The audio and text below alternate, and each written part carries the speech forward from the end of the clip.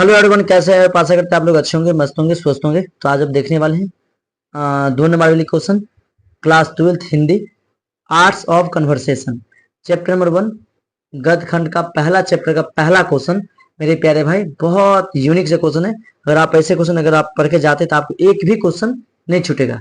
जो आपका उम्मीदें होगा 450 प्लस लाना है, 400 प्लस पास अभी भी पढ़ के ला सकते हैं। बहुत कम टाइम में बहुत अच्छे मार्क्स ला सकते हो। कब? जब आप 1 बाय 1 क्वेश्चन को लर्न करोगे तब। तो चलते मेरे प्यारे भाई क्वेश्चन नंबर 1 पढ़ते हैं। अगर आप लोगों को वीडियो अच्छा लगे तो लाइक शेयर कमेंट जरूर करना, ताकि मैं कंटिन्यूस लाइव क्लास लेके आते हैं। क्लास 12th में अगर आप हैं तो 1:30 बजे हमसे जुड़िए, और क्लास 10th में तो 8:30 बजे जुड़िए। लाइव क्लास 2 क्लास आपका कंटिन्यूस चलती है। तो चलते मेरे प्यारे भाई क्वेश्चन नंबर 1, अगर हमें वाक शक्ति न होती तो क्या होता? समझे? अगर हमें या हम में या हमें या हम में, मतलब वही हुआ, मतलब मैं अपने आप में कह रहा हूं कि हमें अगर वाक शक्ति ना होती तो क्या होता? आंसर देना। यदि मनुष्य में वाक शक्ति ना होती तो यह सृष्टि गूंगी बहरी रह जाती। गूंगी बहरी रह जाती मतलब गूंगी बहरी रह जाती है, मतलब समझे ना? अगर हमें बोलने की क्षमता नहीं होता तो हम क्या होते? गूंगी रहते, बहरे रहते। मेरा बात को कोई समझता नहीं। लोग कुंज पुत्र से ही मानी होने कोने में बैठे दिए गए होते, और जो कुछ सुख दुख का अनुभव हम अपनी दूसरी तीसरी इंद्रियों द्वारा करते हैं, उसे अवाक अकृत होने के कारण आपस में एक दूसरे से पूरा या कह सुन नहीं सकते, पूरा नहीं कर, यहाँ पूरा नहीं कर सकते थे। एक अपनी लैंग्वेज होगी बुक की, और इसको अगर अपने नाम, अगर हमें वाक्सिन, तो हमें अगर वाक्सिन नहीं होते तो हम क्या होते? पशु के समान होते, और कोई भी काम अपने सही तरीका से नहीं कर पाते। ठीक है ना? तो उम्मीद करते हैं कि आप लोग समझ गए होंगे कि यदि हमें वाक शक्ति नहीं होती तो हम क्या होते? पशु के समान होते, और पशु की तरह गूंगी होते, और कोई भी काम सही तरीका से नहीं हो पाता। नेक्स्ट क्वेश्चन में मेरे प्यारे भाई 2 नंबर मोस्ट वीवीआई क्वेश्चन है, आर्ट ऑफ कन्वर्सेशन क्या है? आर्ट ऑफ कन्वर्सेशन का अर्थ है बात करने की कला। आर्ट ऑफ कन्वर्सेशन का मतलब क्या है? बात करने की कला। उत्तम से उत्तम ढंग से बातचीत करने की कला है। उत्तम से मतलब बेहतर से बेहतर करने की कला है। सामने वाले सुनने वाले का सुनकर प्रसन्न फूल हो उठता है, और यह कृत्रिम कला यूरोप में अधिक पाई जाती है। मतलब ये जो कला है जो सबसे ज्यादा कहाँ पाए जाते हैं? यूरोप में पाए जाते हैं। यह कला स्पीच और लेख से आगे की कला है। इसकी पूर्ण शोभा काव्य कला प्रवीण विद्य मंत्रिमंडलीय है। ऐसे चतुराई से प्रसंग छोड़े जाते हैं कि जो उनसे सुनते उसे क्या हो जाता है? प्रभावित हो जाते हैं। समझे? अत्यंत सुख मिलता है। इसको और अपनी भाषा में लिख सकते हो तो आर्ट ऑफ, अगर हमें अगर arts of conversation, arts of conversation बात करें कि एक कला है जो सबसे ज्यादा यूरोप के लोगों में पाया जाता है। ठीक है मेरे प्यारे भाई, क्वेश्चन पढ़ेंगे 3 नंबर क्वेश्चन। ध्यान देना क्या कह रहा है आपको। 2 नंबर तक, कम से कम 2 नंबर की लाइन आप लिखेंगे तब आपको 2 का 2 नंबर पक्का मिलेगा। क्वेश्चन थर्ड है कि बातचीत के संबंध में बेन ऑनर और स्टीलिन, या बेन जॉनसन या ऑनर या स्टीलिन ने क्या विचार दिया? तो बेन जॉनसन का यह कहना था कि बोलने से ही मनुष्य का रूप का साक्षात्कार होता है। मतलब मनुष्य के क्या होता है? साक्षात्कार होते हैं। बोलने से ही रूप की सुंदरता और कुरूपता पता चलता है। एडिसन का मत है कि असल बातचीत सिर्फ 2 व्यक्तियों में ही हो सकती है।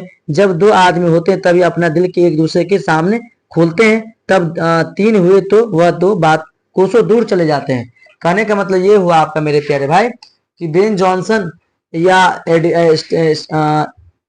एडिसन क्या कहते हैं कि बेन जॉनसन का मत है कि असल बात से मतलब मनुष्य को बोलने से ही साक्षात्कार प्राप्त होती है, और ये कुरूपता की जानकारी, सुंदरता और कुरूपता की हमें जानकारी मिल पाती है। समझ गए मेरे प्यारे भाई? असल बातचीत 2 व्यक्ति के बीच एडिशन नहीं कहा था। नेक्स्ट क्वेश्चन नंबर आपका 4 नंबर क्वेश्चन है मेरे प्यारे, बहुत वीवीआई क्वेश्चन है। बातचीत निबंध की क्या विशेषताएं हैं? बातचीत निबंध की क्या विशेषताएं? आंसर देना। बातचीत शीर्षक निबंध बालकृष्ण भट्ट ने लिखा है।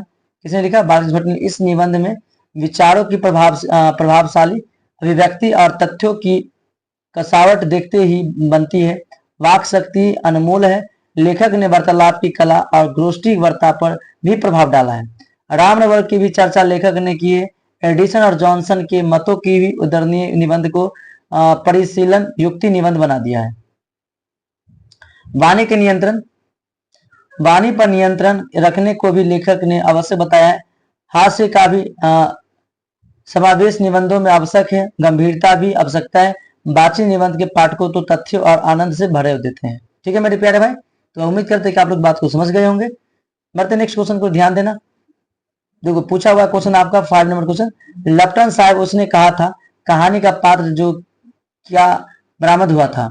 2019 में पूछ ले, लेफ्टिनेंट साहब जो जेब से बेल के आकार के 3 गोले निकाले थे, कितने गोले निकाले थे? 3 गोले निकाले थे। आपको ये मिक्सर क्वेश्चन है, आपका ऑल को सब्जेक्ट का क्वेश्चन मिलेगा, जो जो पॉपुलर क्वेश्चन जो आपका एग्जाम में पूछा गया। तो उम्मीद करते हैं कि आप लोग समझ जाएंगे और कंटिन्यूस बात को याद कर लेंगे। ठीक है, पढ़ते next question number 6 number question, ध्यान देना। उसने कहा था कहानी का केंद्रीय भाव क्या है? 2024 में पूछा है, 2000 यहाँ दोनों 2024 में पूछ देगा। 2000 आप लिख सकते हो 2024 या 2000 आईएससी इंटर ऑफ साइंस में पूछा हुआ। ठीक है मेरे प्यारे भाई, तो क्वेश्चन लिखना।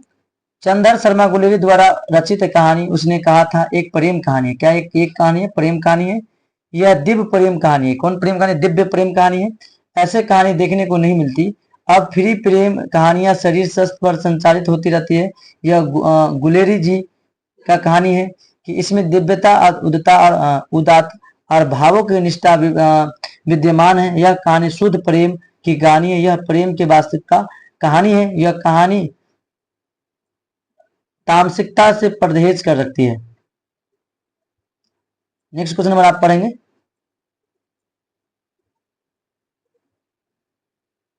सेवन नंबर क्वेश्चन ध्यान देना। उसने कहा था कहानी कितने भागों में बटी हुई है? कहानी के कितने भाग में युद्ध का वर्णन है? उसने कहा था कहानी चंद्र शर्मा गुलेरी ने लिखी है। यह कहानी 5 खंडों में विभक्त है। कितने खंडों में विभक्त है? 5 खंडों में विभक्त है। इस कहानी 3 भागों में युद्ध का वर्णन क्या है और दूसरे भाग और तीसरे और चौथे भाग में युद्ध का स्वरयुक्त वर्णन है। यह दिव्य कहानी बन गई। कौन कहानी बन गई? दिव्य कहानी। किस कहानी बन गई मेरे प्यारे भाई? दिव्य कहानी बन गई। नेक्स्ट क्वेश्चन नंबर 8 देखना आईएससी ऑफ इंटर साइंस में पूछा हुआ है। ठीक है, जयप्रकाश नारायण की पत्नी का क्या नाम था? वह किसकी पुत्री थी? तो जयप्रकाश नारायण की पत्नी का नाम है प्रभावती, आप लोग जानते हो। उसका ससुर का नाम क्या था? ब्रज किशोर यादव, ब्रज किशोर प्रसाद। ब्रज किशोर प्रसाद की पुत्री थी। समझ गए? तो जयप्रकाश नारायण की पत्नी का नाम क्या है? प्रभावती देवी, और ससुर का नाम क्या? ब्रज किशोर प्रसाद। नेक्स्ट क्वेश्चन पढ़ेंगे मोस्ट वीविया मेरे प्यारे भाई, क्वेश्चन नंबर 9। भ्रष्टाचार की जड़ क्या है? भारतवर्ष में भ्रष्टाचार की जड़ यहाँ की राजनीति में छिपी हुई। चुनाव में अनंत रुपए खर्च का राजनेता चुनाव लड़के सरकारी खर्च भी कम नहीं होता। चुनाव पद्धति में भी परिवर्तन जरूरी है। बेईमानी, गुंडे, भ्रष्टाचारी चुनाव न लड़े सके ऐसी व्यवस्था चुनाव आयोग को करनी होगी। भीड़ तंत्र का इस भ्रष्टाचार को चुनाव दूर करना मुश्किल हो रहा है। क्या हो रहा है? अब इसमें के भ्रष्टाचार क्या था? भ्रष्टाचार सरकार की गलत नीतियां हैं, ताकि ये आप जिससे गुंडा मवाली सभी को लड़ने का अधिकार देते थे, और वो क्या करते? शोषण करते चलते जनता को। नेक्स्ट क्वेश्चन में पढ़ने वाले हैं क्वेश्चन नंबर 10। बापू और नेहरू की किस विशेषता को उल्लेख जेपी ने अपने संभाषण में यानी भाषण में किया है? बापू और नेहरू के किस विशेषता को उल्लेख जेपी ने अपने भाषण में किया? बापू और नेहरू की महानता की छिपी हुई थी। उनकी महानता का यह भी थी कि वे आलोचनाओं का बर्दाश्त करते थे और वे आलोचनाओं का सम्मान करते थे। वे आलोचनाओं को समझ बूझकर साथ लेकर चलने की विश्वास करते थे।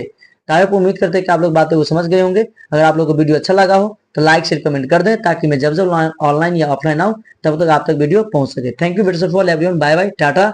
अगर आप हमसे ऑफलाइन पढ़ना चाहते हो तो KVS coaching centre 1 and KVS coaching centre 2 बड़ा बाजार मधुबनी। अगर आप मधुबनी सटे हैं तो क्लास 12 की न्यू बैच हिंदी का 12:30 बजे बैच से स्टार्ट कर रहे हैं, और 11 में हो गए आप लोग तो 3 बजे बैच से स्टार्ट हुआ है। ठीक है मेरे भाई, बहुत बढ़िया। Thank you very much everyone, bye bye, Tata.